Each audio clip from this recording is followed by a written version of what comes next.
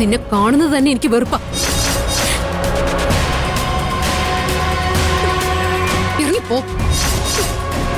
എനിക്ക് അവനെ ഇഷ്ടമാണെന്ന് അറിഞ്ഞോണ്ടല്ലേ നീ ഹണിമൂൺ ആഘോഷിക്കാൻ അവന്റെ കൂടെ പോയത്. നിന്നെ പോലൊരു പെണ്ണിനെ ഞാൻ എന്റെ ലൈഫിൽ കണ്ടിട്ടില്ല ശ്രേയ.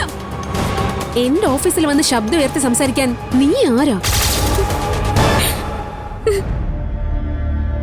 ശ്രേയ പ്ലീസ് ഇറങ്ങി പോടി. ശ്രേയ പറയുന്നത് കേൾക്ക് please. Please Shreya please. Shreya please.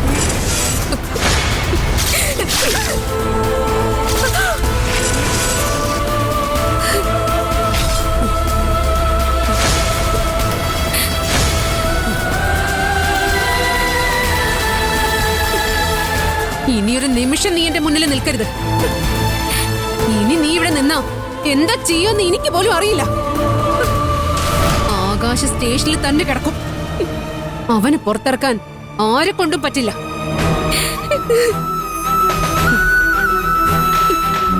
കേട്ടോ നീ? Get out. ശ്രേയ, ശ്രേയ അക്കുച്ചേട്ടനോട് വലിയ തെറ്റാ ചെയ്തുകൊണ്ടിരിക്കുന്നത്.